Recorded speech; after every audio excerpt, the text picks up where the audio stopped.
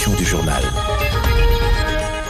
Il est 20h à Kinshasa, 1 heure de plus à Sakania, dans le Haut-Katanga. C'est l'heure de vous informer. Voici les titres de l'actualité de ce vendredi 1er mai. Sanctions américaines contre Joseph Kabila, l'ancien président de la République démocratique du Congo, est visé pour son soutien à l'AFC M23, avoir gelé et interdiction de transactions avec les entreprises et ressortissants américains. Coup de projecteur dès l'ouverture de ce journal. 1er mai, le monde célèbre les travailleurs en République démocratique du Congo. Le débat sur l'application du SMIG reste entier 1 an après le décret de la Première ministre. Entre gouvernement, patronat et travailleurs, les positions restent contrastées au cœur de la cérémonie au chapiteau du Palais du Peuple. Voilà pour les titres. Mesdames et messieurs, bonsoir et très heureuse de vous retrouver à travers cette grande édition d'information sur la chaîne nationale. L'annonce des sanctions américaines visant Joseph Kabila a suscité une réaction du gouvernement de la République. Dans un communiqué, l'exécutif salue ces mesures qu'il considère comme un signal fort dans la lutte contre l'impunité. Edith Chada. Lorsqu'en août 2024, le président de la République, Félix-Antoine Tshisekedi, disait que l'AFC, c'est Kabila, certains y voyaient un règlement de compte politique. L'arrêt de la haute cour militaire condamnant Joseph Kabila à la peine capitale et à des milliards de dollars de dommages avait fini par convaincre certains d'un acharnement politique. Le sang a beaucoup coulé dans l'est du pays et les efforts de la République démocratique du Congo à se sortir de ce cycle infernal a fait écho outre-Atlantique. L'Office of Foreign Assets Controls du Trésor américain est arrivé à la même conclusion que la haute cour militaire. Joseph Kabila Kabange est ainsi sanctionné pour son rôle dans le soutien au M23 dans la déstabilisation de l'Est de la RDC. Le gouvernement de la République a dans un communiqué salué ces sanctions américaines en rappelant que cette décision restreint les capacités de mobilisation financière et logistique susceptibles d'alimenter et de prolonger la guerre dans l'Est de la RDC. Le communiqué voit en ces sanctions une étape importante dans la lutte contre l'impunité. Cette sortie du gouvernement congolais constate tout de même que les RDF et leur supplétif de l'AFC M23, en complicité avec Joseph Kabila, continuent de provoquer des pertes en vies humaines et des déplacements forcés des populations dans les zones sous occupation rwandaise. Et justement, nous recevons sur ce plateau Maître Kabengela Ilunga Jean-Marie, l'un des avocats de la République dans le procès La République, les provinces du Nord et Sud Kivu contre Joseph Kabila. Maître, bonsoir. Bonsoir, madame. Maître, vous venez justement de suivre cette chronique sur les sanctions américaines contre Joseph Kabila. La première question, l'on se rappellera de la condamnation de cet ancien chef de l'État congolais par la haute cour militaire. Était-il prémonitoire? Merci, madame, pour la question. S'il y a prémonition, c'était déjà dans les propos, les analyses du président de la République, qui indiquait l'ancien président de la République, Joseph Kabila, comme les géniteurs et le financier du mouvement terroriste AFC M23. Et à la suite de cette prémonition, la haute cour militaire a été saisie des faits à charge de l'ancien président de la République, qui avait ouvert un procès au cours duquel nous avions représenté la République démocratique du Congo, les provinces du Nord Kivu et du Sud Kivu. Et à l'issue de cette procédure, l'ancien président de la République, Joseph Kabila, a été condamné. Et donc aujourd'hui, si nous devons saluer les sanctions américaines contre l'ancien président de la République, c'est-à-dire que les Américains ont mené des investigations et ont pris en appui non seulement ce que le président de la République, Félix-Antoine Tshisekedi Tshilombo, avait dit en son temps, mais également ils ont pris en compte la teneur de l'arrêt rendu par la haute cour militaire à charge de Joseph Kabila. Et justement, parlant de la République démocratique du Congo, les réparations civiles, qu'en est-il? Est-ce que le Trésor américain a-t-il eu plus d'avance que vous? Non, au contraire. Et la justice américaine ou l'administration américaine, comme je venais de le dire, s'appuie sur les dénonciations à l'interne. Il y a déjà un arrêt qui a été rendu par la haute juridiction d'ordre militaire condamnant l'ancien président de la République à la peine de mort et à des dommages et intérêts de l'ordre de 33 milliards de dollars. Et si aujourd'hui l'administration américaine sanctionne l'ancien président de la République, c'est dire que parmi les éléments pris en compte par l'administration américaine, il y a notamment l'arrêt de la haute communauté rendue dans notre pays. Justement, parlons des victimes des affres de guerre.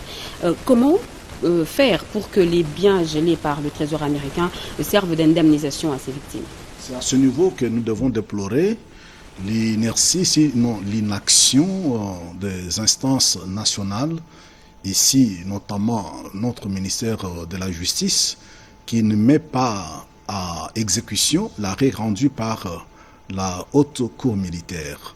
Nous attendons être approchés par le ministre de la Justice qui représente l'État congolais en matière de l'administration de la justice afin que nous puissions entamer la phase d'exécution en termes de recouvrement des dommages et intérêts auxquels l'ancien président de la République a été condamné. Lesquels dommages et intérêts vont servir non seulement à reconstruire les provinces qui ont été victimes des affres de la guerre, mais également à dédommager toutes les victimes individuelles qui seront répertoriées comme ça s'est fait actuellement avec les fonds Frivaro, quand bien même ces fonds ont connu une destination autre que celle qui a été initialement prévue. Mais pour ce qui est des recouvrements de la créance à charge de Joseph Kabila, nous pensons que ces fonds vont servir à la reconstruction de deux provinces et à indemniser les victimes des affres de la guerre menées par l'AFC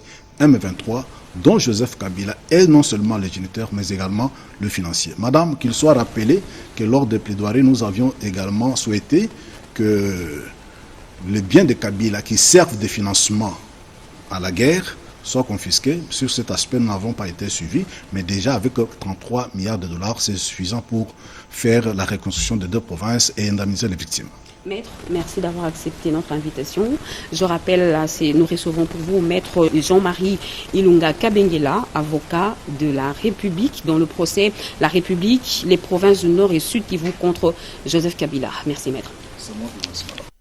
Les députés nationaux ont déclaré recevables deux textes majeurs, l'un portant sur l'organisation du référendum en République démocratique du Congo et l'autre sur la réforme de la loi cadre de l'enseignement national. Ces initiatives législatives sont désormais transmises aux commissions compétentes pour un examen approfondi. Animbalaka, Tete Bongunja, Hermé Bangando et Patrick Badibanga.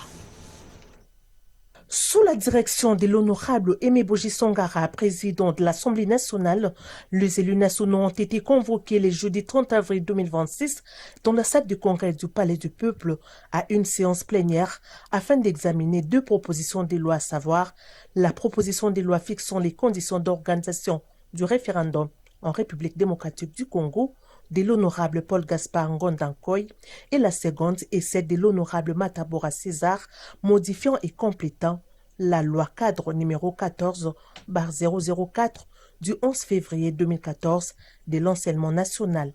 Prenons la parole en premier. Le député national Paul Gaspard Ngondankoy a donné l'économie de son texte en ces termes. La proposition de loi fixant les conditions d'organisation du référendum vise à recouvrer la souveraineté nationale jadis confisquée par les colonisateurs jour des proclamations de l'indépendance. Elle s'exerce actuellement par le peuple présent et se transmettra au peuple futur de jour en jour, de génération en génération. Quant à la proposition de loi modifiant et complétant la loi cadre numéro 14/004 du 11 février 2014 de l'enseignement national, son auteur, l'honorable Matabora César, indique que la modification est faite autour des deux articles, à savoir l'article 1er qui modifie l'article 95 et l'article 2 qui fixe l'entrée en vigueur de la loi. L'objectif visé par cet élu du peuple est que l'anglais devienne une langue obligatoire dans l'enseignement des bases jusqu'au niveau supérieur afin de répondre aux standards internationaux. Après présentation de l'économie des deux textes de loi, le speaker de la Chambre basse du Parlement a ouvert le débat dans lequel la majorité des intervenants ont soutenu les deux textes en apportant leur contribution, soit pour l'améliorer ou encore en termes d'enrichissement. Enfin, la plénière a déclaré recevables les deux propositions de loi modifiant et complétant la loi et renvoie à la commission socioculturelle et d'autres commissions dans la commission PAG pour un délai de 10 jours. Le président de la République, Félix Antoine Tshisekedi Tshilombo, vient de signer une ordonnance portant prorogation de l'état de siège dans une partie de la République. La lecture avec le porte-parole adjoint du chef de l'État, M. Roger Kalenga. Loi numéro 26/005 du 30 avril 2026 portant autorisation de la prorogation de l'état de siège sur une partie du territoire de la République démocratique du Congo. L'Assemblée nationale et le Sénat ont adopté. Le président de la République promulgue la loi dont la teneur suit. Article 1er. Est autorisé conformément à l'article 144 alinéa 5 de la Constitution pour une période de 15 jours, prenant cours le 2 mai 2026 dans les provinces de l'Ituri et du Nord Kivu, la prorogation de l'état de siège proclamée par l'ordonnance numéro 21/015 du 3 mai 2021. Article 2. Sont abrogées toutes les dispositions antérieures contraires à la présente loi. Article 3. La présente loi entre en vigueur à la date de sa promulgation. Faite à Kinshasa le 30 avril 2026, Félix Antoine Tshisekedi Tshilombo. Pour copie certifiée conforme à l'original, le 30 avril 2026, le cabinet du président de la République. Pour le directeur de cabinet empêché, Niembwe Musungai André, directeur de cabinet adjoint. Ordonnance numéro 26/031 du 30 avril 2026 portant prorogation de l'état de siège sur une partie du territoire de la République démocratique du Congo. Le président de la République, vu la Constitution telle que modifiée par la loi numéro 11/002 du 20 janvier 2011 portant révision de certains articles de la Constitution de la République démocratique du Congo 18 février 2006, spécialement ces articles 61, 69, 79, 85, 144, 145 et 156 alinéa 2. Vu la loi numéro 26/005 du 30 avril 2026 portant autorisation de la prorogation de l'état de siège sur une partie du territoire de la République démocratique du Congo, spécialement son article 1er. Vu tel que complété à ce jour l'ordonnance numéro 21/015 du 3 mai 2021 portant proclamation de l'état de siège sur une partie du territoire de la République démocratique du Congo, spécialement son article 1er. Vu tel que modifié et complété à ce jour l'ordonnance numéro 21/016 du 3 mai 2021 portant mesure d'application de l'état de siège sur une partie du territoire de la République démocratique du Congo. Vu l'ordonnance numéro 24/88 du 11 octobre 2024 portant organisation et fonctionnement du gouvernement, modalité de collaboration entre le président de la République et le gouvernement ainsi qu'entre les membres du gouvernement. Vu l'ordonnance numéro 25/293 du 15 décembre 2025 fixant les attributions des ministères. Vu l'ordonnance numéro 24/022 du 1er avril 2024 portant nomination d'un Premier ministre.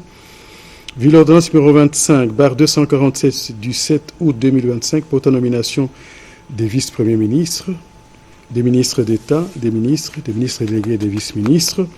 Vu l'arrêt sous R-15 1550 du 6 mai 2021 de la Cour constitutionnelle siégeant en appréciation de la constitutionnalité de l'ordonnance numéro 21/07 du 13 mai 2021 portant mesure d'application de l'état de siège sur une partie du territoire de la République démocratique du Congo, vu la nécessité et l'urgence, les conseils des ministres entendus ordonnent. Article 1er. Est prorogé pour une période de 15 jours, prenant cours le 2 mai 2026, l'ordonnance numéro 21/015 du 3 mai 2021, telle que complétée à ce jour, portant proclamation de l'état de siège sur une partie du territoire de la République démocratique du Congo. Article 2. Sont abrogées toutes les dispositions antérieures contraires à la présente ordonnance. Article 3. La Première ministre, le vice-premier ministre et ministre de l'Intérieur, Sécurité, Décentralisation, Affaires coutumières, le vice-premier ministre et ministre de la Défense nationale et anciens combattants, ainsi que le ministre d'État, ministre de la Justice et garde des Sceaux sont chargés, chacun en ce qui les concerne, de l'exécution de la présente ordonnance qui sort ses effets à la date de sa signature. Faite à Kinshasa le 30 avril 2026, Félix Antoine Tshisekedi Tshilombo, Judith Suminwa Tuluka, Première ministre. Pour copie certifiée conforme à l'original, le 30 avril 2026, le cabinet du président de la République. Pour le directeur de cabinet empêché, Niembwe Moussoungaï André, directeur de cabinet adjoint. Une messe d'action de grâce a été célébrée en mémoire de Stéphane Lukonde Kyenge Kayangala, figure politique du Katanga et père biologique du président du Sénat, assassiné le 29 avril 2001 dans des circonstances non encore élucidées. Cette célébration, organisée en la paroisse Sacré-Cœur, marque le 25e anniversaire de sa disparition. Le président du Sénat, Jean-Michel Sama Lukonde, a pris part, après avoir présidé la plénière consacrée à la prorogation de l'état de siège et l'interpellation de la ministre déléçue Janine Kalinga. Jules Mpiana est bienvenue de Salah. Après avoir présidé la séance plénière du mercredi 29 avril 2026 consacrée à l'adoption du projet de loi autorisant la prorogation de l'état des sièges sur une partie du territoire congolais et à la question orale avec débat adressé à la ministre de l'Enseignement supérieur, universitaire, recherche scientifique et innovation technologique sur la politique nationale d'amélioration de la qualité de l'enseignement en République démocratique du Congo, le président du Sénat, Jean-Michel Sama Lukonde Kyenge, s'est rendu à la célébration eucharistique d'Action des Grâces organisée pour commémorer le 25e anniversaire de la mort de son père biologique, Stéphane Lukonde Kyenge Kayangala, à la paroisse Sacré-Cœur, dans la commune de Lakombe. Figure politique éminente du Katanga, ce dernier a été assassiné le 29 avril 2001 avec son compagnon et collaborateur politique Benoît Kyonikiam Kende. Un assassinat politique resté non élucidé jusqu'à ces jours. La messe d'action des grâces a été célébrée par le curé de la paroisse Sacré-Cœur, le père Vinclas Kiaka. Dans son homélie, il a insisté sur l'amour de Dieu manifesté envers l'homme en toutes circonstances et il a encouragé les membres des familles éprouvées à continuer de regarder l'avenir avec résilience, force et espoir pour surmonter la douleur de cette séparation brutale. Un moment a été accordé aux représentants de deux familles éplorées pour témoigner et honorer la mémoire des illustres disparus. Cette messe s'est déroulée en présence de plusieurs députés nationaux et sénateurs, de la première ministre, chef du gouvernement, des membres du gouvernement et d'autres personnalités, ainsi que de membres des familles et des connaissances. Le président du Sénat, Jean-Michel Sama Lukonde, a remercié l'assistance pour ce devoir de mémoire et son accompagnement à ces célébrations commémoratives. Mais surtout, et encore un grand merci à vous, qui nous permettait de garder vivant la mémoire de nos parents, toutes ces valeurs dont on a parlé ici ce soir et que nous devons perpétrer justement pour qu'ils ne soient pas oubliés. Ce double assassinat politique dont les auteurs demeurent encore impunis et non identifiés malgré toutes les démarches menées, ce crime odieux commis le 29 avril 2001 au Katanga reste non élucidé. La diplomatie parlementaire s'intensifie entre la République démocratique du Congo et les Pays-Bas. Reçue par le premier vice-président du Sénat, José Kalalawa Kalala, une délégation néerlandaise mise sur le groupe d'amitié interparlementaire pour structurer une coopération concrète axée sur la paix, la sécurité et le développement. Anita Luambois et José Dimonekene. La coopération bilatérale entre le Pays-Bas et la République démocratique du Congo, au cœur d'une audience accordée par le premier vice-président du Sénat, José Kalalawa Kalala, à une délégation de quelques sénateurs hollandais. Au centre des échanges, la dynamisation du groupe d'amitié parlementaire, véritable levier de la diplomatie parlementaire entre les deux institutions. Ce cadre de coopération vise à renforcer les synergies dans les secteurs stratégiques tels que la paix, la sécurité et le développement durable à travers des initiatives concertées et un partage d'expériences. S'exprimant à l'issue de la rencontre, le sénateur néerlandais Bert Waterman a salué la solidité de ce partenariat, insistant sur le rôle clé du groupe d'amitié dans le rapprochement de deux chambres hautes du Parlement et dans l'accompagnement des défis communs.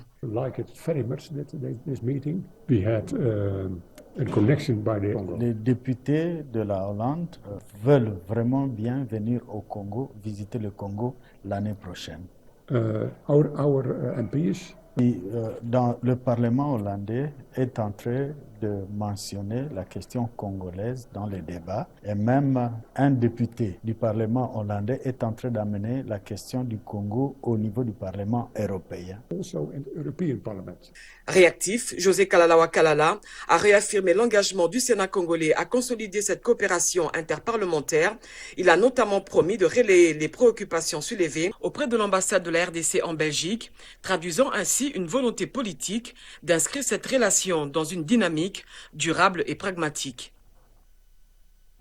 À l'occasion de la fête internationale du travail célébrée le 1er mai en République démocratique du Congo sous le thème « Unis et solidaires pour la résilience de la République démocratique du Congo », le ministre Ferdinand Massamba a livré un message fort à la nation. Dans son adresse, il a mis en avant les enjeux du travail décent, de la reconnaissance des travailleurs et de la consolidation de la résilience nationale. Un extrait choisi par Willy Atunakov. Mesdames et messieurs les travailleurs, mesdames et messieurs les employeurs, chers compatriotes, 1er mai, jour symbolique dédié à l'honneur des travailleurs et du travail, qu'il me soit permis de saluer la mémoire de nos dignes camarades travailleurs et travailleuses qui ne sont plus de ce monde et dont nous gardons le meilleur souvenir. C'est pour moi l'occasion de réitérer mes remerciements à son Excellence, Monsieur le Président de la République, qui place l'amélioration des conditions de vie des Congolaises et des Congolais au cœur de son action en faisant de la création d'emplois le premier des 6 piliers du programme de son second quinquennat, que son Excellence, Madame la Première ministre et chef du gouvernement s'emploie sans relâche à matérialiser. Chers compatriotes, la Journée internationale du travail est un événement annuel qui offre l'opportunité de mettre en lumière les enjeux liés aux conditions de travail, aux droits des travailleurs et aux évolutions du monde professionnel. Observée dans de nombreux pays, elle permet de sensibiliser les citoyens, les employeurs et les gouvernants aux défis du marché du travail tels que la précarité, le chômage, l'égalité des chances et la protection sociale. Cette journée est aussi un moment indiqué pour reconnaître et honorer l'engagement, le travail acharné et la contribution de la classe ouvrière à la croissance de la nation. À cette occasion, la masse laborieuse congolaise rend hommage mérité à tous ceux qui ont payé de leur vie la quête d'un monde du travail affranchi de toute servitude et de toute exploitation de l'homme par l'homme pour le progrès de l'humanité et la bonne gouvernance du monde du travail. C'est dans ce contexte qu'il va être procédé au cours de la célébration à la décoration par des médailles de mérite civique des travailleurs qui ont rendu des bons et loyaux services à la nation et dont l'apport et la résilience durant ces 30 dernières années d'agression ont contribué significativement au rayonnement de notre pays. La fête du travail, une occasion de réfléchir aux conditions des travailleurs congolais. Au nom du gouvernement, le vice-premier ministre, ministre de l'Intérieur, Jacques Méchabani, a salué les avancées engagées pour promouvoir l'égalité des chances. La cérémonie s'est clôturée justement par la remise des médailles de mérite civique à plusieurs travailleurs en reconnaissance de leur service rendu à la nation. Moubouana Mokonti. Ils se sont toujours réveillés tôt, parfois au péril de leur santé, pour démarrer la machine du développement. Aujourd'hui, le temps s'est arrêté pour saluer leur résilience et leur amour du travail. En RDC, cette date du 1er mai est célébrée dans un contexte particulier avec un silence assourdissant qui plane sur le lieu de production habituel dans l'est du pays, occasionnant ainsi des déplacements, la suppression d'emplois et de rémunération. Selon Fidel Kiyangi, président national des travailleurs congolais, cette journée se veut un cadre pour rappeler les conditions difficiles des travailleurs dans le processus du développement du pays. La mise en œuvre d'un salaire minimum interprofessionnel garanti SMIC à visage humain et qui devra tenir compte du panier de la ménagère fixé par consensus par les partis. Le ministre du Travail, Ferdinand Massamba, a lors de son speech révélait les avancées significatives enregistrées par le gouvernement congolais conduit par Judith Suminwa dans les secteurs de travail et les défis majeurs pour la sécurité de tout travailleur. L'inspection générale du travail, actuellement engagée dans une dynamique de réforme, a été instruite de lancer des missions de contrôle structurées, secteur par secteur, afin de contrôler l'application effective et tous les secteurs relevant du Code du travail. Représentant la première ministre Judith Suminwa, le vice-premier ministre, ministre de l'Intérieur et Sécurité Jacquemain Chabani est revenu sur les ambitions du gouvernement congolais de repenser des conditions des travailleurs, ceux qui œuvrent dans l'économie formelle comme informelle, des victimes des accidents de travail. Jacquemain Chabani a insisté sur l'égalité des chances devant les opportunités. L'attention portée sur les droits des travailleurs, notamment la garantie d'un emploi stable par l'obligation faite à tout employeur de faire signer un contrat de travail en bonne et due forme à tout travailleur. Au terme de cette cérémonie solennelle, quelques travailleurs ont reçu des médailles de mérite civique, une décoration par la chancellerie des ordres nationaux qui honore des carrières accomplies. Ce 1er mai, la parole a été donnée aux Kinois à l'occasion de la fête du travail. Habitants de la capitale, notamment les femmes, plaident pour un salaire décent, estimant qu'il est essentiel pour soulager les ménages. Merendeki. En République démocratique du Congo, cette journée du 1er mai, dont nous commémorons la fête de tous les travailleurs, c'est une journée que nous remettons une question de bilan de notre pays pour savoir comment fonctionne la vie des travailleurs en République démocratique. C'est aussi une journée révolutive de tous les syndicats, toutes les associations de travailleurs qui viennent au concours pour évaluer les conditions de vie des travailleurs. Je vous dis, c'est que vraiment on paye au Congo, c'est insignifiant, c'est-à-dire il y a tellement des arriérés, mais même si on vous paye ça, ça ne permet pas à ce que vous puissiez d'abord pallier aux besoins liés à la maison, tout ce qui va avec. En tout cas, vous n'arriverez même pas le 15 et automatiquement il n'y a plus rien qui reste. Voilà. Salaire oba futaba papa. Il n'y a plus rien pour nous. Les salaires de nos maris et autres travailleurs est insuffisant. Nous sommes obligés de nous endetter pour nouer les 2 bouts de mois. Pour moi, ce n'est pas une fête, c'est plutôt un jour férié.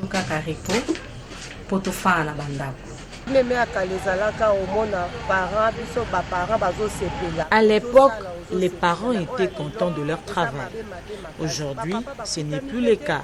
Nous sommes obligés de vendre pour soutenir nos maris.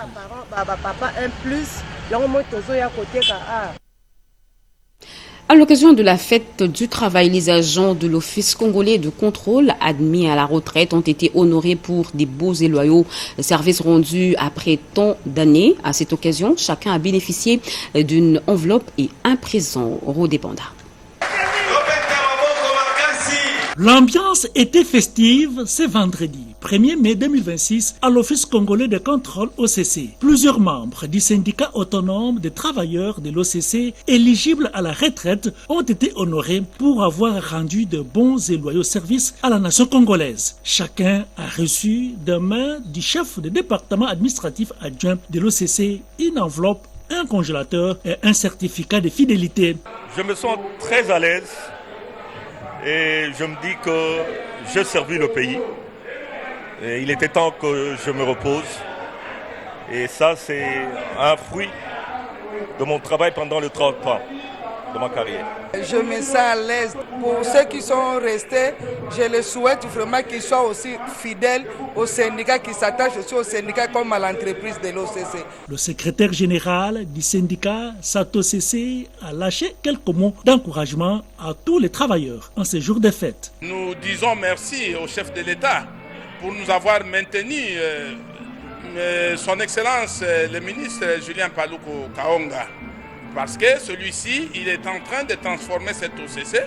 Nous avons connu des moments de turbulence, Nous sommes dans une période de redressement de l'entreprise. C'est une journée de fête. J'ai tiré l'attention des uns et des autres sur la discipline en milieu de travail. Cadres et agents, membres de SATOCC, venus nombreux célébrer le 1er mai, ont confirmé leur engagement, celui de travailler dans l'unité et la discipline pour le progrès de la RDC. Et le réseau des femmes mandataires publiques s'est réuni jeudi au siège de Lignes maritimes congolaises dans l'objectif de renforcer leur engagement dans la gestion stratégique des entreprises publiques. Suzingo Ichibouye et Siondé Maka. Cette rencontre des femmes mandataires s'inscrit dans une dynamique de leadership féminin et de valorisation des établissements publics. Tenue au siège des Lignes maritimes congolaises, la réunion a mis un accent sur les activités maritimes, notamment l'exploitation de la ligne de l'Orient, un axe stratégique reliant l'Asie à la RDC. Occasion pour la directrice générale intérimaire des Lignes maritimes congolaises, Gisèle Mboissiem, de lancer un appel aux femmes mandataires publiques à recourir au service de cette société nationale qui assure le transport maritime pour toute importation.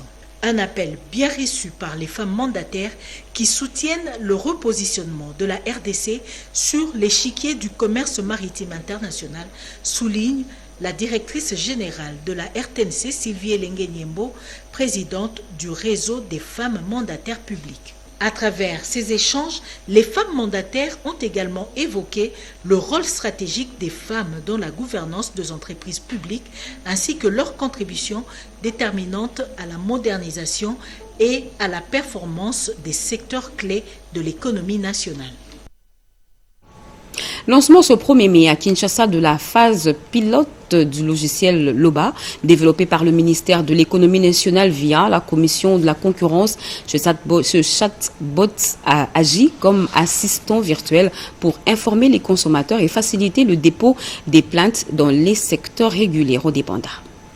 1er mai 2026, c'est la date choisie pour la pré-campagne LOBA, un outil innovant qui couvre notamment les domaines des banques, des assurances, des télécommunications, des transports aériens, des produits pharmaceutiques et alimentaires, des santé publique ainsi que du secteur de l'électricité. Pour sa phase pilote, le chatbot LOBA, initié par le ministère de l'économie nationale à travers la commission de la concurrence, sera expérimenté à Kinshasa, la capitale de la RDC, avant de s'étendre dans les provinces. Cette phase permettra la récolte des premières plaintes en collaboration avec les principales autorités de la régulation, notamment l'autorité de régulation de la poste et télécommunications du Congo, ARPTC, l'autorité de régulation du secteur de l'électricité, la Banque centrale du Congo, l'autorité de l'aviation civile, l'autorité de régulation et de contrôle de la couverture santé universelle, ainsi que l'autorité de régulation et la réglementation des produits pharmaceutiques, y compris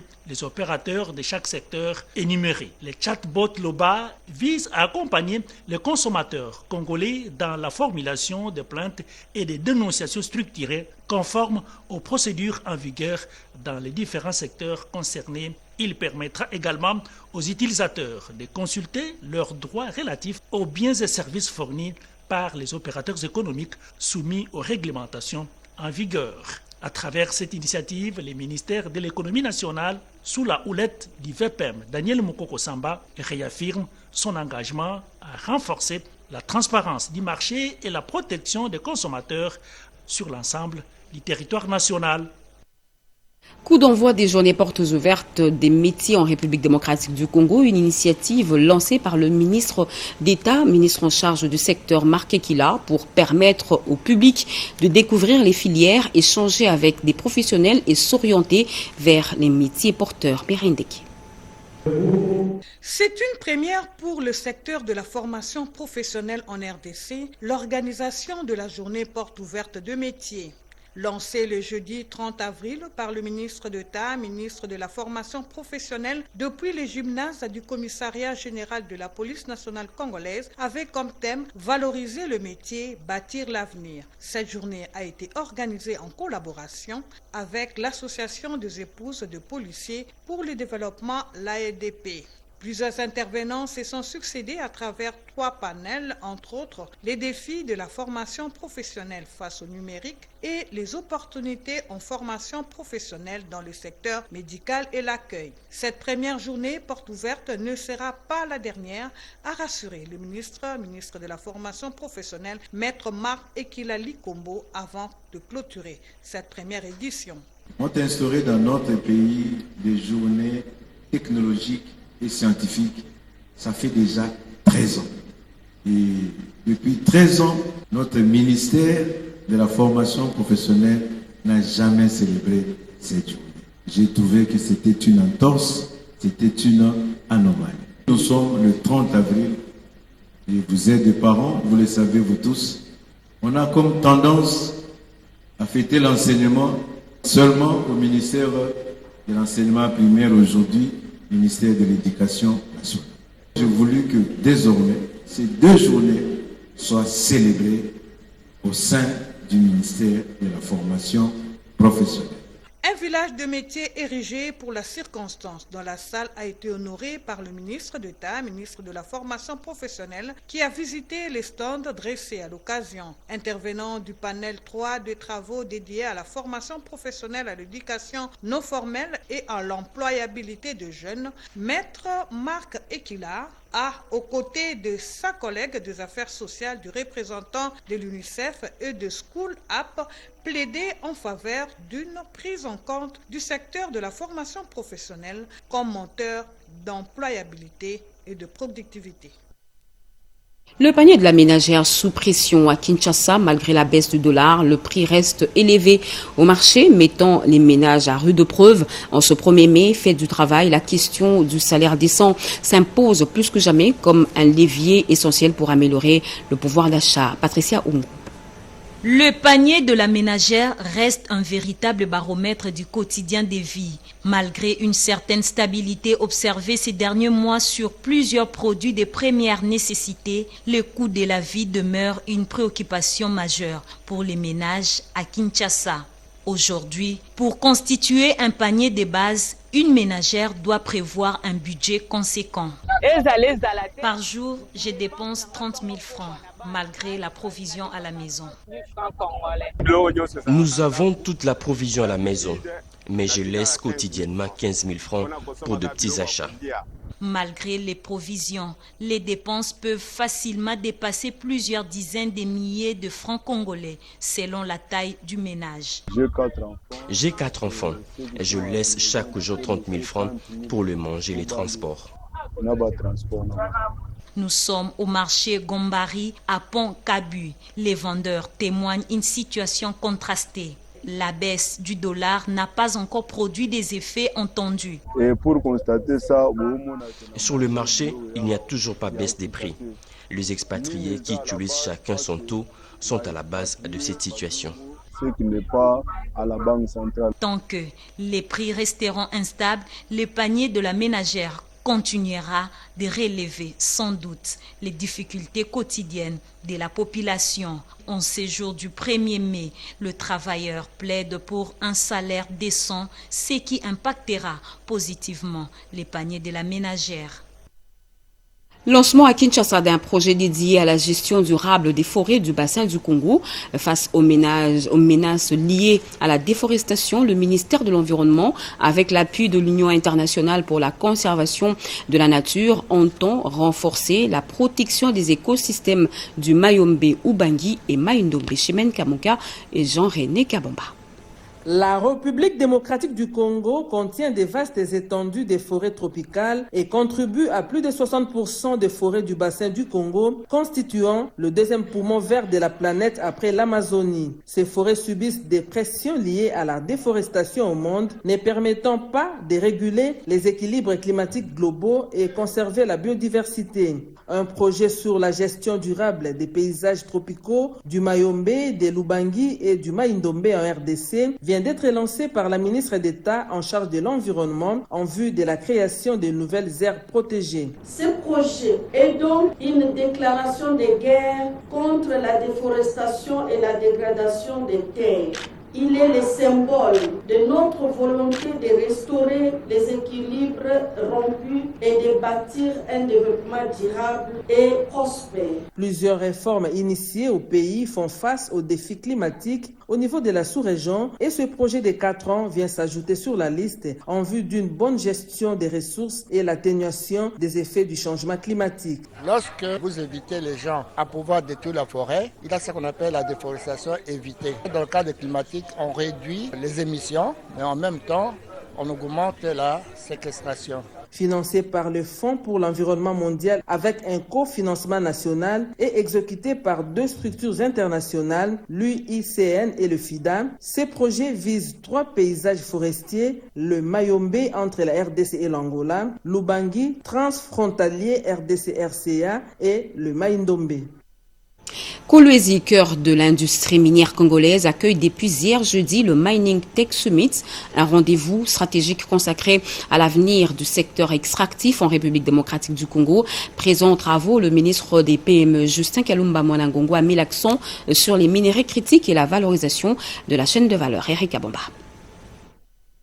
Organisé autour du thème souveraineté minière et puissance technologique, bâtir l'avenir stratégique de la RDC, cet événement a réuni autorités publiques, experts et investisseurs autour d'une ambition commune, repositionner le pays comme puissance minière intégrée et technologiquement souveraine. Au cœur des interventions, celle du ministre de l'Entrepreneuriat et du Développement de PME, faisant également intérim au ministère de l'Industrie, Justin Kalumba Mwanangongo s'est imposé comme des lunes les plus marquantes. Le ministre a mis en avant le rôle central de PME et de l'innovation dans la conquête de la souveraineté minière. Je voudrais donc saluer la pertinence de la vision du chef de l'État, son Excellence Félix Antoine Tshisekedi Tshilombo, qui a souhaité sanctuariser une part de la sous-traitance dans le secteur privé au bénéfice des entreprises congolaises. Le choix des Kolwezi pour abriter ses assises n'est pas fortuit. Considérée comme la capitale mondiale du cobalt, la ville incarne le potentiel industriel de la RDC et sa capacité à s'imposer comme un acteur clé dans les chaînes d'approvisionnement mondial. La RDC assure près de 76% de la production mondiale de cobalt, tandis que ses exportations de cuivre ont atteint 3,4 millions de tonnes en 2025. Parallèlement, la sous-traitance locale a enregistré une progression significative, passant de 300 millions à 2,4 milliards de dollars entre 2022 et 2024. Au-delà des annonces, Justin Kalumba a lancé un appel fort aux investisseurs. Il a demandé de faire confiance au potentiel local, aux entreprises minières, de considérer les contenus locaux comme un avantage compétitif. Fin de ce journal, mesdames et messieurs. Merci de l'avoir suivi. Merci à vous qui nous suivez à Sakania, dans le Haut-Katanga et partout ailleurs sur satellite, sur YouTube et en streaming. Vous êtes sur la RTNC. L'actualité continue sur nos antennes. Retrouvez à 23h Jacques Mégy. Demain, 7h, Eric Abomba. Moi, je vous reviens à 20h avec le même plaisir. Nous dédions ce journal à tous les travailleurs de la République démocratique du Congo. Bonne fête à tous. Au revoir.